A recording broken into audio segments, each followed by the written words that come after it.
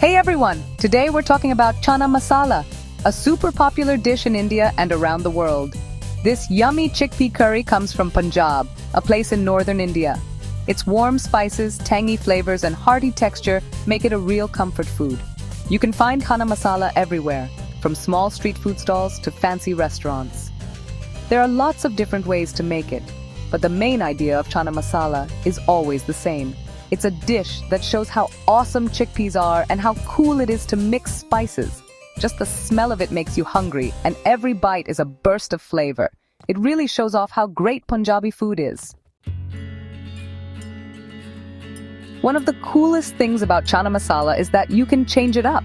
Every family and every cook has their own special way of making it. Some people like it really spicy, while others like it milder. Some add a little sweetness, while others make it more tangy.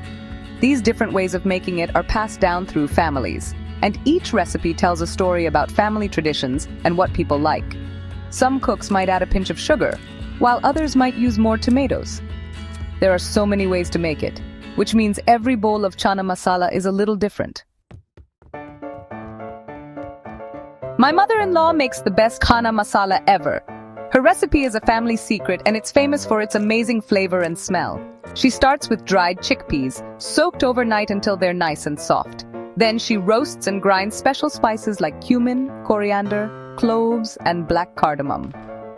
These spices are the most important part of her masala, giving the dish its warmth and flavor.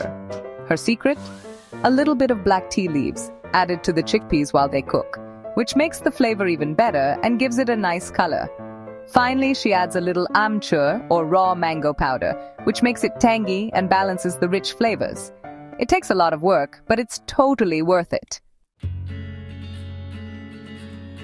Section 4. The important parts of the masala. Chickpeas are the stars of this dish. They're creamy and soak up all the yummy spices. The black tea leaves add a special earthy flavor and a pretty reddish-brown color. Black cardamom, which has a smoky flavor, makes it even more interesting. Roasted and ground spices like cumin, coriander, and cloves give the masala its great smell. Pomegranate seeds on top add some sweetness and look pretty. Finally, amchur or raw mango powder makes it nice and tangy. All these ingredients together make a super tasty dish. Section 5. Cooking on the stove. Making Chana Masala is fun. First, you roast and grind the spices and your kitchen smells amazing. The chickpeas are cooked until they're soft and soak up all the flavors. Then you add the spice blend and it smells even better. Onions, ginger, and garlic are cooked until they smell good, and then tomatoes are added for sweetness. You let it simmer so all the flavors mix together. At the end, you add fresh coriander leaves to make it fresh and pretty. Section 6. Tips for making great Chana Masala. To make the perfect Chana Masala, take your time. Let the chickpeas cook slowly so they get all the flavor from the spices. Add more chili if you like it spicy, or a little sugar if you like it sweeter. The gravy should be thick enough to stick to the chickpeas, but not too watery. If it's too thin, cook it a little longer. If it's too thick, add some water. Remember, cooking is about trying things out, so don't be afraid to change the recipe. Section 7. Enjoying your Chana Masala. Chana Masala goes with lots of things. It's great with bhatura, naan, or roti. If you want something lighter, try it with rice.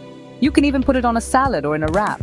A little yogurt or raita is also really good with it.